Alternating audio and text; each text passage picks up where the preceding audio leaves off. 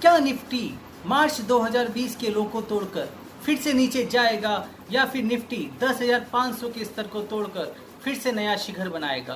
क्या ये मार्केट में निवेश करने का सही समय है या फिर हमें करेक्शन का और वेट करना चाहिए?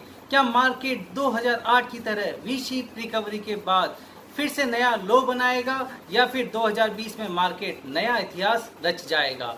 इन सभी सवालों के साथ मैं विकास जैन आपका अपनी इन्वेस्टमेंट जर्नी में स्वागत करता हूं। दोस्तों, जब भी मार्केट क्रैश की बात होती है तो तीन मार्केट क्रैश हमेशा हमें याद आते हैं। एक 2001 का मार्केट क्रैश, दूसरा 2008 का मार्केट क्रैश और तीसरा अभी हाल फिलहाल 2020 का मार्केट क्रैश। 2000 और आज हर न्यूज़ चैनल 2008 के मार्केट क्रैश और 2020 के मार्केट क्रैश को कंपेयर कर रहा है।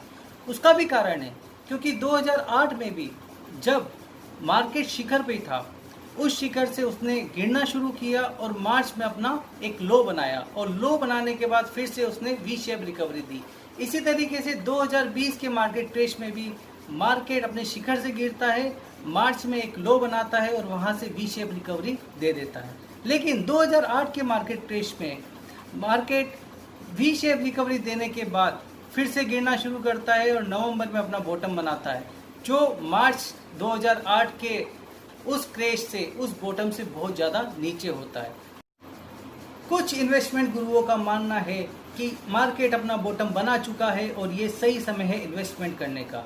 लेकिन दूसरी तरफ कुछ इन्वेस्टमेंट गुरुओं का ये भी मानना है कि मार्केट ने अभी अपना बॉटम नहीं लगाया है और वो अपने और नीचे के स्तर को दिखा सकता है, तो ये सही समय नहीं है शेयर मार्केट में इन्वेस्टमेंट करने का। दोस्तों, मेरा मानना ये है कि कोई भी समय शेयर मार्केट में इन्वेस्टमेंट का न सही समय होता है और न खराब समय होता है। डिपेंड करता है कि आप किस तरह के शेयर में इन्वेस्टमेंट करना चाह रहे हैं।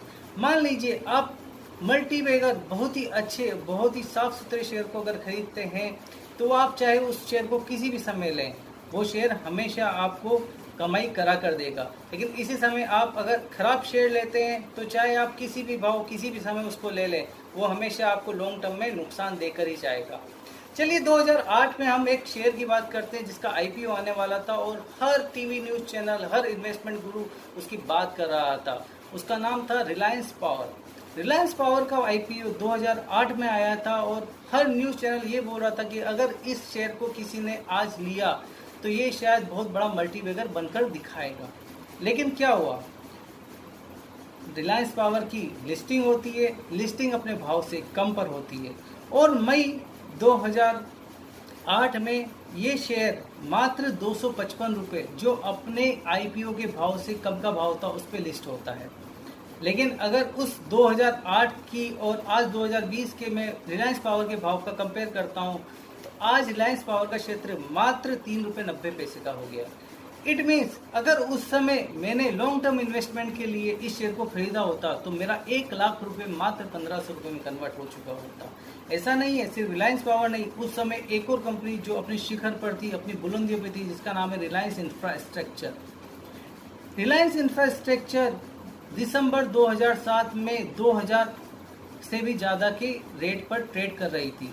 ऐसा नहीं है, अगर मैं रिलायंस इंडस्ट्रीज की, रिलायंस इंफ्रास्ट्रक्चर की बात करता हूं तो सितंबर 2001 में इस शेयर का भाव मात्र 177 रुपये था, जो जून 2008 में 2000 रुपये से ज़्यादा हो गया। इट मीन्स इसने मल्टी बैगर रिटर्न दिया। लेकिन जब ये अपने शिखर पे था, बहुत सारे रिटेल इन्वेस्टर ने इसमें पैसा लगाया और पैसा लगाने के बाद उन्होंने लॉन्ग टर्म के लिए इसको छोड़ दिया और आज जून 2020 में इस शेयर का भाव मात्र 35 रुपये। इसका मतलब ये हुआ कि जनवरी 2008 में अगर मैं इस शेयर में पैसा लगाता तो आज मेरा 1 लाख रुपए मात्र 1670 रुपये में कन्वर्ट हो जाता। चूँकि 2008 में मैं भी नया निवेशक था, मैं भी नई जॉब में आया था और मैं भी जल्दी से करोड़पति बनना चाहता था, तो उस समय शिखर पर चल रहे 2 शेयर जो मैं टीवी और ट्रेड पंडितों से सुन चुका था, KS oil and Aban offshore, इन दोनों में मैंने निवेश किया। अबन ऑफशोर को तो मैंने किस्मत से बेच दिया, लेकिन आज भी केएस ऑयल मेरे लॉन्ग टर्म पोर्टफोलियो में है और मुझे हंसी आती है कि किस तरह के शेयर को 2008 में मैंने खरीदा था, क्योंकि आज वो सारा पैसा मेरा डूब चुका है। तो दोस्तों, जब भी आप लॉन्ग टर्म के लिए निवेश करते हैं, लॉन्ग टर्म का मतलब होता है मिनिमम 10 साल, क्योंकि अगर आप एफडी या किसी भी इस तरह के डिपॉजिट या फिक्स डिपॉजिट में लॉन्ग टर्म के लिए निवेश करते हैं तो आपका मिनिमम ओरिजिन 8 से 10 साल तो होता ही है। तो आप जब भी निवेश करें कम से कम 10 साल का ओरिजिन लेकर चलें। आप सबकी सुने, लेकिन सुनकर ही सिर्फ शेयर को ना खरीदें।